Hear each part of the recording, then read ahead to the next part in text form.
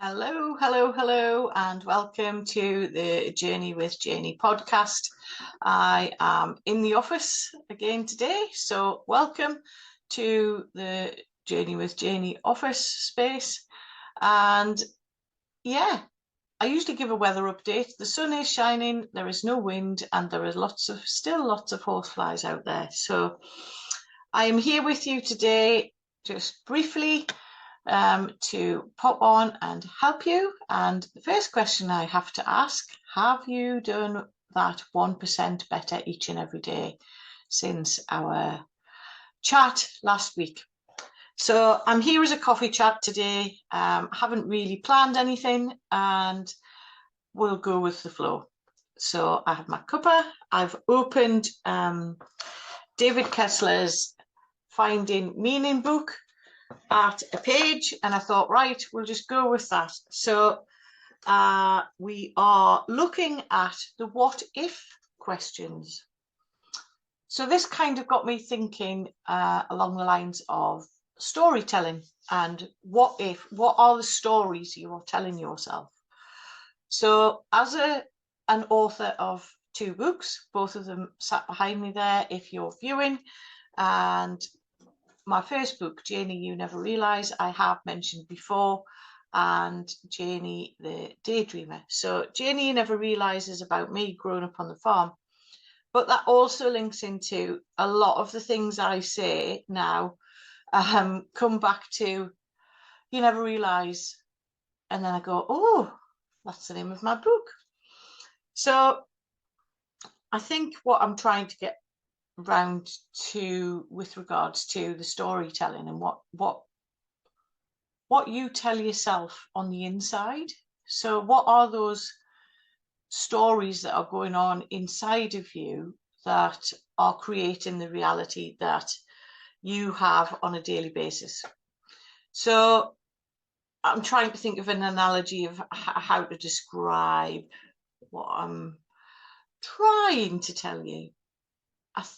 Probably the best way to describe it would be when I was doing my grief educator training, and I think I possibly may have mentioned this before, we had to do a deep delve into our past griefs, not just the grief that sort of drew us to starting the grief educator, not the most recent loss of a person or whatever. I mean, obviously for me, it was Jonathan's death and Mum's death that got me on this path to where I am today. But David asked us to go into past grief that we've had and past traumas. And the big one for me that I hadn't really identified, and yet now I'm talking about it, I know I have mentioned it before, was the being pushed out of a friendship group when I was at school and learning to be happy with me being alone, like on the periphery, and enjoying my own company. So that's what I'm thinking, like storytelling. So that was a grief that I hadn't actually even looked at, and I've done some inner healing myself and letting that go, because obviously there was something still lingering within me as a business owner for Janey with Janey, and getting me out there. It was almost like that's kind of blocking my confidence to go out as the person I am now and know I am, to be able to help others. So that was one of my inner stories, and having to look at the other stories that are going on. I mean, obviously that was linked to grief, but think of the other stories that's going on in your mind, and how powerful our mind actually is. We touched on this early on in the podcasts about our thoughts becoming things, and everything we think, we have thoughts on a regular basis throughout the day, and it's into the 60,000 plus thoughts per day. Are all of your thoughts on a regular basis positive? is what you're thinking about, what you want. So then when I looked at the page that I've actually opened on today, and it's talking about the what if. So I'm just going to actually read what's on the page. So it's time to revisit the what ifs in your life, the if onlys from earlier in the chapter. So this is obviously it's going through a whole process of finding the meaning with grief, but it is all things that we've talked about. So it's almost like a sit down with a bit of paper. And, you know, for me, when I first started doing some journaling, mine was like, oh, what if I'd made Jonathan go to the hospital sooner? What if I had actually been a bit more forceful? What if I'd stayed in hospital that night that I came home? What if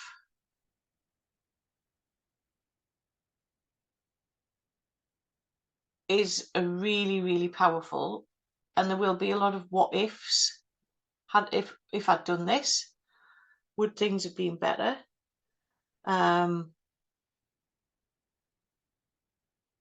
Yeah.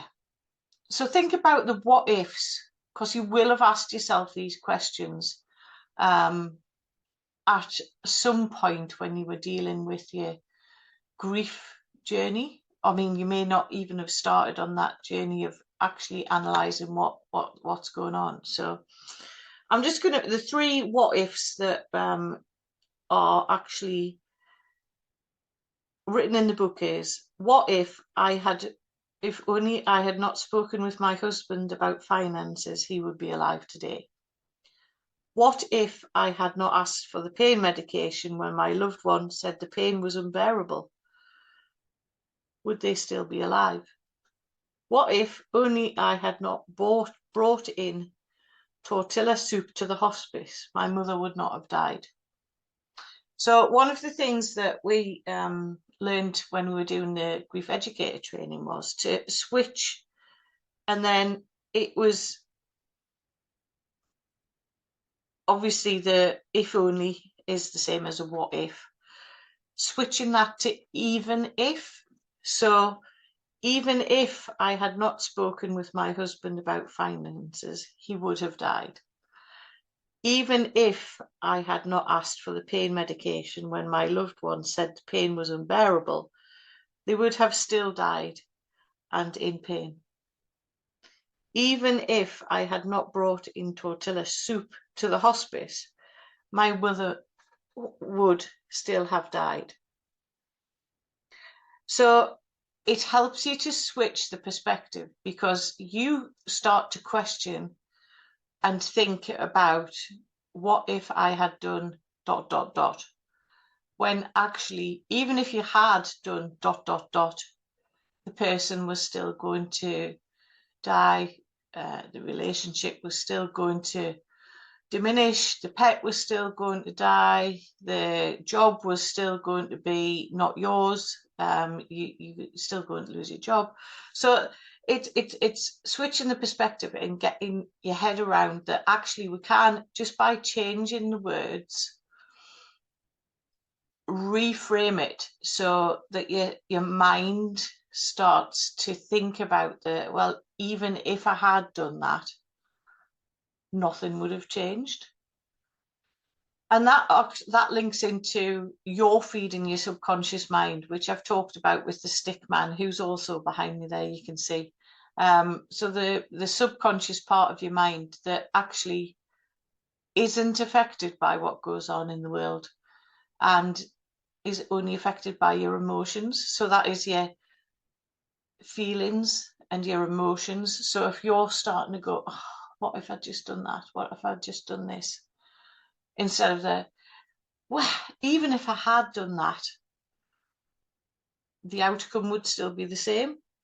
So that's kind of like just a little exercise to have a think about.